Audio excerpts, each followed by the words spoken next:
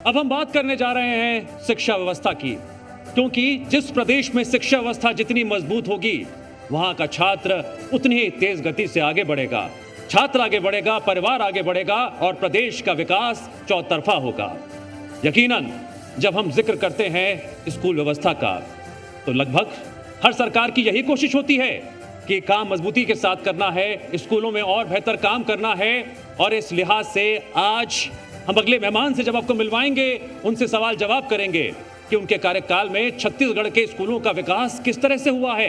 और साथ ही साथ हम इस मुद्दे पर भी बात करेंगे कि छात्रों को लेकर भविष्य में उनकी क्या योजनाएं हैं, छत्तीसगढ़ के स्कूल और बेहतरी के साथ काम कर सकें, छात्रों को मिलने वाली जो सुविधाएं हैं उन्हें वक्त पर मिल सकें, इस लिहाज से वो कैसा काम कर रहे हैं।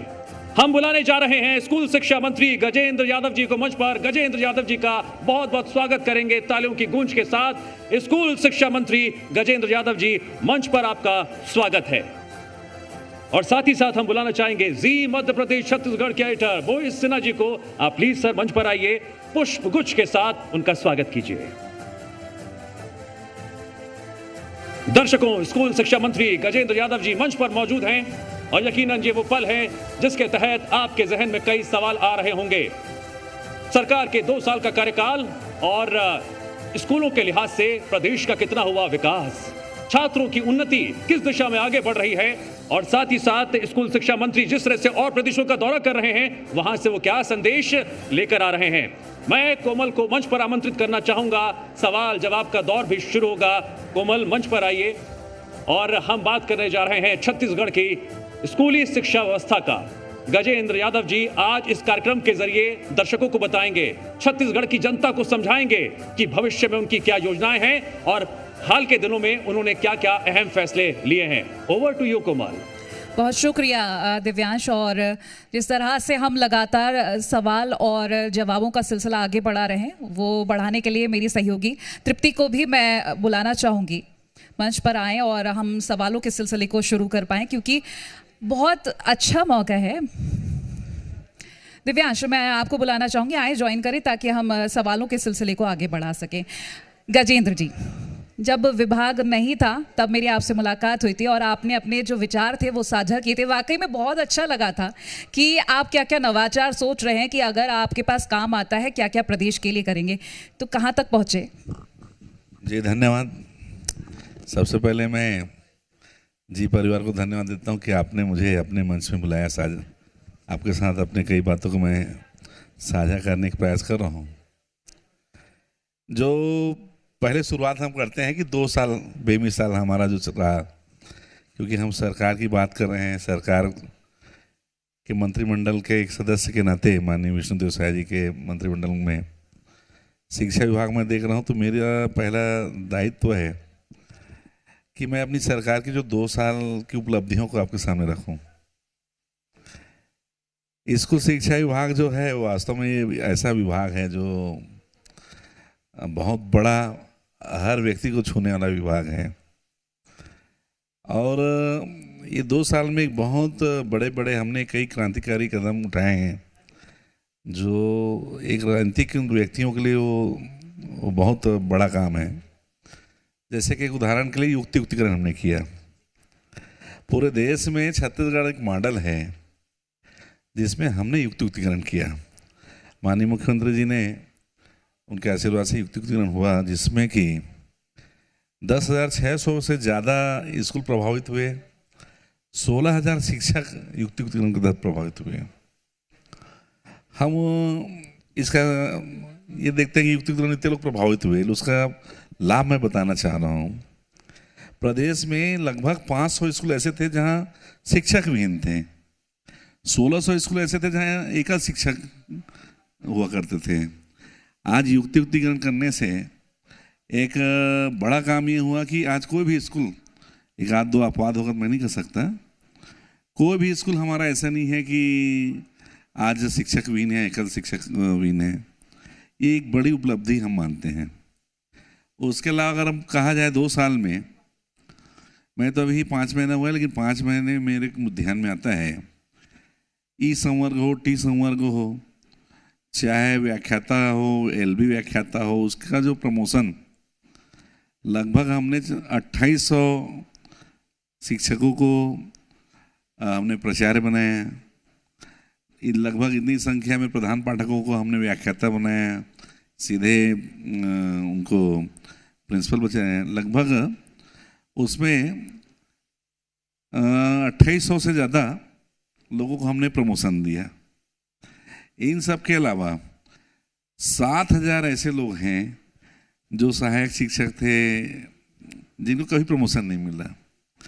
13 साल में पहली बार छत्तीसगढ़ में किसी गवर्नमेंट ने एक साथ 10,000 लोगों को प्रमोशन दिया। और जो हम बोलते हैं माननीय विष्णुदेव साय जी का सुशासन, ये सुशासन में आप कहीं भी ये सुने नहीं होंगे कि इतने बड़ी संख्या में लोगों को पदस्थापना हुई, इतनी बड़ी संख्या में लोगों को प्रमोशन मिला, कहीं कोई विवाद, कहीं कोई आरोप कहीं नहीं लग पाए। पूरी काउंसलिंग पद्धति से उनकी पदस्थापना हुई, पोस्टिंग हुई। मैं इसलिए कह रहा हूं कि अभी पिछली गवर्नमेंट में 700 लोगों का प्रमोशन हुआ था। इतना उसमें आरोप प्रत्यारोप उस समय हुआ कि सरकार को मजबूरन जो प्रमोशन हुआ उसको रोकना पड़ा। एक तरफ पिछली गवर्नमेंट का 700 लोग प्रमोशन और तो दूसरी तरफ हमारे 10,000 लोग हमने प्रमोट किया। कहीं कोई 5 साल में आपने सुना भी नहीं होगा कि स्कूल शिक्षा विभाग में प्रमोशन में कहीं कोई दिक्कत हुआ। एक बड़ी उपलब्धि रहा। सवाल अभी आप देखते होंगे लगातार मीडिया के माध्यम से, प्रेस के माध्यम से या यूट्यूबर के माध्यम से जो लोग बात आती है कि शिक्षक भर्ती की बात। हमारी सरकार बनते ही लगभग 2300 हमने सहायक शिक्षक की भर्ती की, लगभग 100 हमने व्याख्याता भर्ती किया और उसके आसपास मैं बताना चाहता हूं कि 2776 लोग हमने भर्ती किया। कहीं कोई विवाद नहीं हुआ, कोई विषय नहीं आया। कुल मिलाकर बोलने के हेतु ये है कि सरकार जो है, हम जो बोल रहे हैं कर रहे हैं, आने वाले समय में नई भर्तियां भी होने वाली है। और जो लोग बोलते हैं कि स्कूल में इतने पद रिक्त हैं, मैं उनको कहना चाहता हूं कहीं कोई पद रिक्त नहीं है। शिक्षा विभाग में अभी तक कोई प्रमोशन नहीं हुआ था, अभी तक प्रिंसिपल प्रमोशन नहीं होता, अभी तक प्रधान पाठक प्रमोशन नहीं होता, अभी तक व्याख्याता प्रमोशन नहीं होता। वहाँ काम शिक्षक कर रहा था, प्रिंसिपल का काम करता था, लेकिन जब कोई आरटी के तहत या किसी प्रकार की सूचना में अगर पूछते कि आपके यहाँ कितने पद हैं, सेटअप कितने हैं, तो सेटअप बोले कि 30+1 31 है, एक प्राचार्य मिला 30 हैं, तो उसमें पद कितने खाली हैं, तो सारे पदों को खाली दिखाते, जबकि ऐसा रहता नहीं था। चूंकि उनका प्रमोशन नहीं हुआ, प्राचार्य काम कर रहे हैं, प्रचार पद नहीं था उनके पास। हमारी सरकार ने आते ही ये बड़ा काम किया, सारे स्थानों पे हमने शिक्षकों को प्रमोशन दिया। 10,000 लोग हमने प्रमोशन अभी दिया है। लगभग 3,000 से ज़्यादा हम भर्ती कर चुके हैं। लगभग 5,000 की भर्ती इस सत्र के पहले चालू हो जाएगी। ऐसा हम लोग शिक्षकों के संबंध में काम कर रहे हैं। दूसरी बात, गुणवत्ता के संबंध में हम बात करें, पहली बार हमारे यहाँ ग्रेडिंग हुआ। B grade, C grade, D grade, अलग अलग ग्रेड के लोगों को अलग अलग स्थानों पे जनप्रतिनिधि स्कूलों में गए। कोई ए गांव का है तो उसी गांव का वो जनप्रतिनिधि वहाँ आया, उस स्कूल का परीक्षण किया, ग्रेडिंग किया। कोई शिक्षक बी का है तो डी में जाके ग्रेडिंग किया। आपस में एक ही स्कूल में नहीं करके अलग अलग स्थानों के लोगों को, अलग अलग जनप्रतिनिधियों को हम स्कूलों का ग्रेडिंग कराएं। 33,000 स्कूलों को हमने ग्रेडिंग कराया है अभी। और आने वाले समय में जो स्कूलों की जो आवश्यकताएं हैं, उन आवश्यकताओं के हिसाब से हम उसमें काम कर रहे हैं। ठीक है। अच्छी शिक्षा बेहतर भविष्य का पासपोर्ट है। गजेंद्र जी, आप इस बात से सहमत तो होंगे? सहमत हैं। मैं सीख, सबक और शिकायत के संदर्भ में आपसे अगला सवाल पूछने जा रहा हूं। जहां तक बात सीख की है, तो आपने गुजरात का दौरा किया था, वहां के स्कूलों में भी आपने बहुत कुछ देखा होगा, समझा होगा। सबक की बात है तो मुझे याद है आप अछोटी गए थे, वहां पर आपने शायद बच्चों से बात की थी, याद आया? हाँ, ये सबक। और भविष्य की बात हम करें तो मॉडल स्कूल। इन तीनों बातों को मिला देते हैं तो आने वाले दिनों में हम क्या क्या उम्मीद आपके विभाग से कर सकते हैं? देखिए, आपने बहुत अच्छा प्रश्न किया। हम सब लोग विद्या समीक्षा केंद्र अहमदाबाद गए थे। वो वहाँ का जो शिक्षा पद्धति है जो आप अब समय आ गया एआई का, एआई बेस्ड हमारी व्यवस्था होनी चाहिए। हमारी भी चिंता है कि हम एआई बेस्ड हमारे शिक्षा प्रणाली में कैसे बेहतर से बेहतर हो, हम उसकी चिंता कर रहे हैं। आने वाले समय में हमारा छत्तीसगढ़ विद्या विकास केंद्र है, वो इस दिशा में विद्या समीक्षा केंद्र है, इस दिशा में काम कर रही है।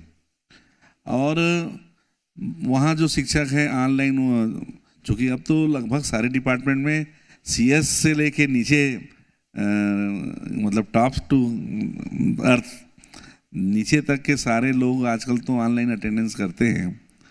तो मैं समझता हूँ शिक्षकों को भी इसमें दिक्कत नहीं होनी चाहिए, उनको भी करनी चाहिए, उनकी जिम्मेदारी है, नैतिक जवाबदेही है।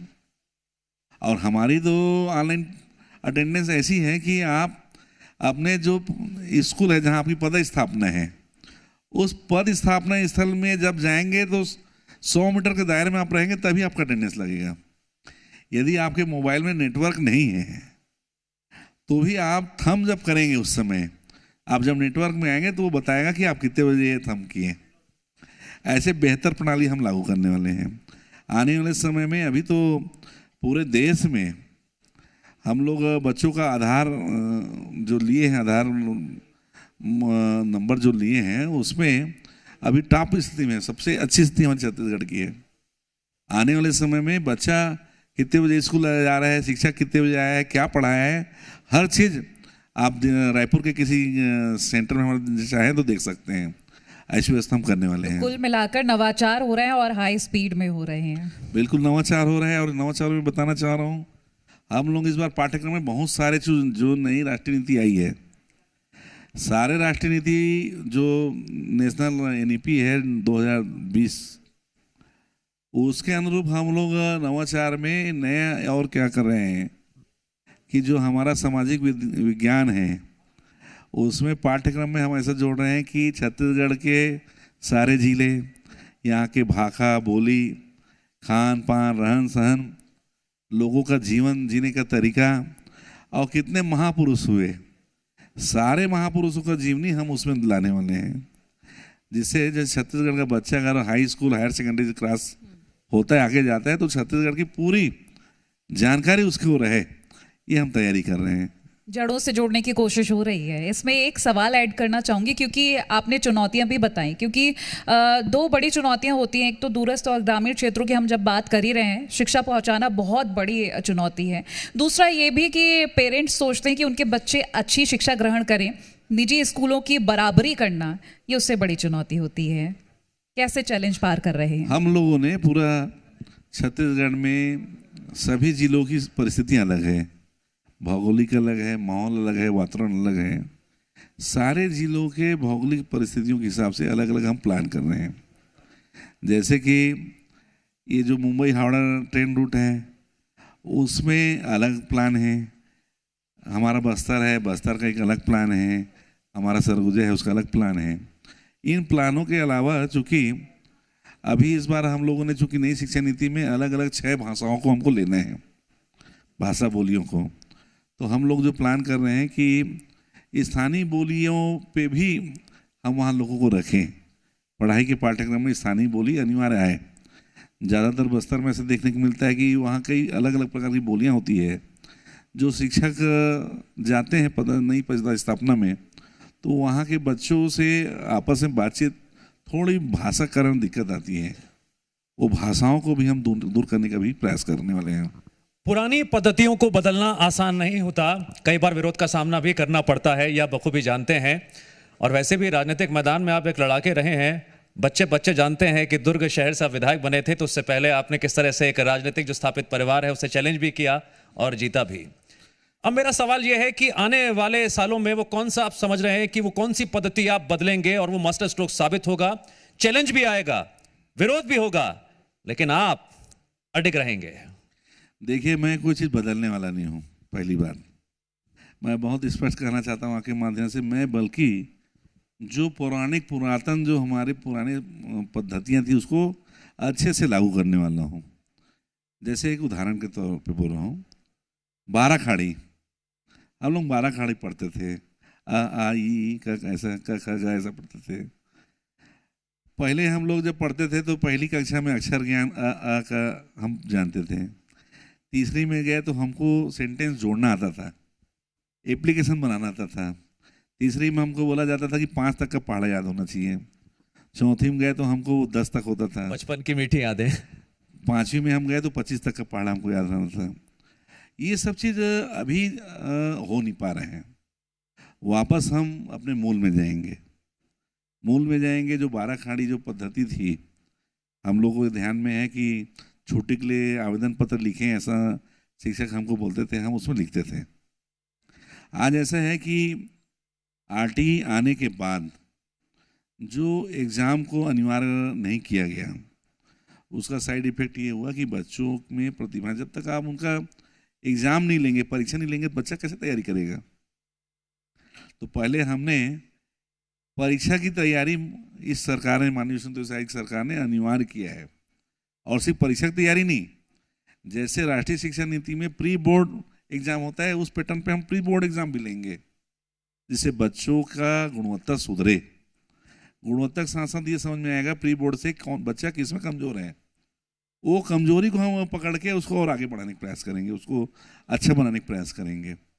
तो पुराने पैटर्न को हम तो लागू करेंगे, साथ साथ उसमें कुछ नवाचार, समय के साथ थोड़ा आधुनिकता भी आवश्यक है।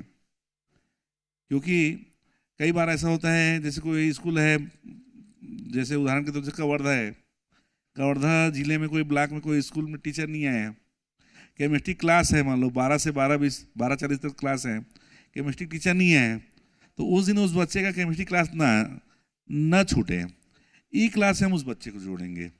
सारे स्कूलों के हम लोग माननीय विष्णुदेव साय जी के नेतृत्व में जो ऐसा हमारा तैयारी चल रहा है कि आने वाले समय में प्रदेश के 9,000 हमारे हाई स्कूल और हायर सेकेंडरी को हम ई क्लास से जोड़ेंगे। कोई क्लास टीचर नहीं आया तो वो बच्चा ई क्लास के माध्यम से वो चैनल चालू करेगा, केमिस्ट्री चैनल उतने से चलेगा, और वो ऑनलाइन वो वहाँ पढ़ाई व्यवस्था हो सके। उसमें हम बेहतर ये करने की कोशिश कर रहे हैं कि कवर्धा का जैसे कोई संबंधित जो भी स्कूल हो और हमारा विद्या विकास केंद्र हो, बीच का जो कड़ी है डाइट को हम जोड़ेंगे, डाइट उससे जुड़ेगा। और जैसे कमेंट्री मैच होता है, मैच में कमेंट्री जो होती है, जैसे मैच चल रहा है सऊदी में, टीवी हम देख रहे हैं रायपुर में, और वो कमेंट्री बॉक्स वाला मुंबई में बैठ के कर रहा है, उस पैटर्न में बच्चा अगर कुछ पूछना चाहे तो डाइट में बैठा हुआ हमारा टीचर उसको बता सके।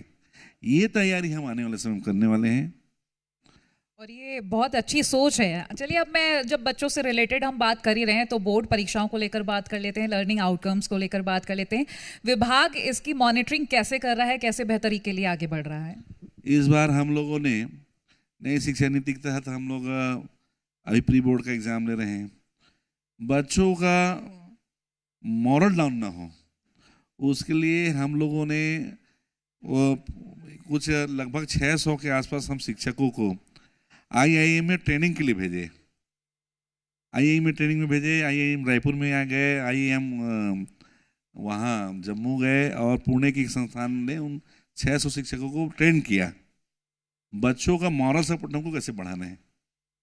और उसके अलावा एम्स रायपुर के जो सीनियर डॉक्टर हैं, जो मनोवैज्ञानिक, वो उन शिक्षकों से मिल रहे हैं और वो बता रहे हैं कोई बच्चा किसी का मॉरल डाउन अगर होता है तो उसको डाउन कैसे नहीं होने देना। ये प्रशिक्षण हम शिक्षा विभाग भी दे रहा है, जिससे हमारे बच्चों में किसी प्रकार का हतोत्साह नाम का चीज़ न रहे, उत्साह बढ़े, परीक्षा के प्रति रुझान बढ़े। और हम लोगों को सिर्फ स्पष्ट करते हैं, ये तो परीक्षाएं बहुत आसान हैं, ये परीक्षाओं में जो कठिनाई आती है वो जीवन में आने वाले समय में जो बहुत सी कठिनाई आएगी वो उसकी तुलना में तो जीरो है। हमको अभी से प्रखर रहना है, ये हम अपने बच्चों को सिखा रहे हैं। एक संवेदनशील सवाल है जो सीधे मेरे दिल से आ रहा है। बस्तर इलाके की बात करते हैं, कैंप खुल रहे हैं, विकास भी हो रहा है, लेकिन कभी कभार कुछ तस्वीरें आ जाती हैं जहां कुछ परिवारों में थोड़ा डर का माहौल है, बच्चों को स्कूल भेज रहे हैं, नहीं भेज रहे हैं, संशय है, पहली समस्या। दूसरी समस्या, कुछ जगहों पर आवाजाही की दिक्कत होती है, तो ऐसे में क्या गजेंद्र जी और विभागों से भी संपर्क करते हैं, समन्वय बैठाते हैं ताकि इन दिक्कतों को भी दूर किया जा सके, रास्ता शिक्षा का आसान बनाया जा सके? बस्तर में बोल रहे हैं। हाँ हाँ, देखिए, बस्तर के बारे में मैं कहना चाहता हूँ। बीच में एक ऐसा समय आया जो हमारा बस्तर नक्सलवाद में पूरी तरह से विकास अवरोध हुआ। अभी माननीय विष्णुदेव साय जी के नेतृत्व में माननीय हमारे केंद्रीय गृह मंत्री जी के द्वारा बस्तर लगभग नक्सल मुक्त होने जा रहा है। और मुझे बताने में बहुत खुशी हो रही है कि अभी प्रारंभिक इस वर्ष जो 1300 स्कूल नक्सलियों ने जिसको बंद कर दिया गया, आग लगा दिया गया, शिक्षा व्यवस्था ठप कर दी गई, उस 1300 में 46 स्कूल हम चालू कर चुके हैं। अभी मैं 3 दिन पहले भारत सरकार के माननीय केंद्रीय मानव संसाधन मंत्री श्री धर्मेंद्र प्रधान जी के साथ हमारी बैठक थी, मैं मिल के आया हूँ। आने वाले समय में केंद्रीय HRD विभाग, मानव संसाधन विभाग और गृह विभाग मिलके बस्तर के सर्वांगीण विकास के, जिसमें सबसे प्राथमिकता में शिक्षा और स्वास्थ्य है, लगभग हम लोग उसका एक प्लान कर रहे हैं। आने वाले समय में केंद्रीय मंत्री जी माननीय धर्मेंद्र प्रधान जी का भी बस्तर प्रवास अभी तय हो गए हैं। उसमें जितने भी पोटा केबिन थे हमारे, लगभग 59 पोटा केबिन हमारे जो नक्सल पीड़ित परिवार के बच्चे जो पढ़ते थे, जो नक्सलवाद के डर में, आतंक में आप जो बोल रहे हैं, जो बांस बल्ली और कबीलू ऐसे ही टेम्पररी व्यवस्था में जो रहते थे, उसको पक्का हम बिल्डिंग बना के वो सारे 59 स्कूल को हम नए बनाने वाले हैं। और सिर्फ स्कूल नहीं बना रहे हैं, हमारा ये प्लान है कि उनमें आवासीय हॉस्टल की सुविधा भी हम उन बच्चों को देंगे, ताकि शिक्षा का बहुत अच्छा प्रभाव उनके बीच में पड़े, अच्छी शिक्षा व्यवस्था हो। और नियत निर्णय योजना जो माननीय मुख्यमंत्री जी ने लाया है, जो बस्तर में जो घोर नक्सल इफेक्टेड जो एरिया था, उसमें अभी 17 में 13 नए स्कूल हम खोले हैं। और आने वाले समय में सब प्रकार की व्यवस्थाएं बेहतर हम करेंगे। किसी को डरने की जरूरत नहीं है। शांति टापू हमारा बस्तर बन रहा है, विश्व के पर्यटन में नाम आ ही चुका है, और आने वाले समय में माननीय विष्णुदेव साय जी के नेतृत्व में बहुत अच्छा डेवलपमेंट बस्तर करेगा। गजेंद्र जी, आपने जैसे कि वक्त बताया कि आपको 5 महीने, लेकिन इतना सारा काम, अब जिस तरह से आप काम कर रहे हैं इतने वक्त में, आपकी वो शीर्ष 3 प्राथमिकताएं क्या रही हैं जिन पर आप काम पहले कर रहे हैं और आगे भी करते रहेंगे, ताकि शिक्षा व्यवस्था और सुधर जाए? देखिए, मैं बहुत साफ बात करना चाहता हूँ। समाज में जितनी भी बुराइयां दिखती हैं, उसका एक बड़ा कारण मैं मानता हूँ जब हमारे शासकीय स्कूल कमजोर होते हैं। तब स्कूल की शिक्षक प्रणाली बहुत अच्छी रहेगी, व्यवस्थाएं बहुत अच्छी रहेगी, तो समाज की बहुत सारी जो अव्यवस्थाएं हैं व्यवस्थित हो जाएगी। मेरी पहली प्राथमिकता है कि बच्चे स्कूल की ओर आए और सरकारी स्कूल की ओर आए, मैं चाहता हूँ। क्योंकि सरकारी स्कूल वो संस्थान होता है जो माँ बाप के अलावा बच्चों को सबसे बेहतर, चाहे संस्कार के मामले हो, चाहे सामाजिक ताना बाना हम बोलते हैं, सद्भावना की बात अगर कहीं हो सकती है तो स्कूल में हो सकती है। तो मैं चाहता हूं कि सारे लोग एक समान शासकीय स्कूल में पढ़ें। उसके लिए प्राथमिकता ये है कि पढ़ाई अच्छा करना है तो उसके पहले शिक्षकों को बेहतर प्रशिक्षण हम दें। इस तरह हमारा प्लान है कि हम अपनी शिक्षा की व्यवस्था बहुत बेहतर करें, उनको प्रशिक्षित करेंगे शिक्षकों को, और टारगेट देंगे कि आप इस तरीके से आप पढ़ें। ये हमारा प्लान है। चलिए, ये तो आपकी प्राथमिकताएं हो गई, लेकिन एक संक्षेप में मैं जवाब जानना चाहूंगी, क्योंकि बच्चों में भय होता है, वो भय भी दूर करना बहुत ज़रूरी होता है। और शिक्षकों को किस तरह से प्रशिक्षित किया जाता है कि वो बच्चों से एक बॉन्ड बनाए? क्या मोटिवेशन, किस तरह से दीर्घकालिक रणनीति तय की जा रही है? सबसे पहले शिक्षकों को तो हम ऐसा प्रशिक्षण देना चाहते हैं कि वो सिर्फ सरकारी तनख्वाह पाने के लिए टीचर नहीं है, वो एक पीढ़ी बनाने के लिए टीचर बने हैं, ये बताना अनिवार्य है।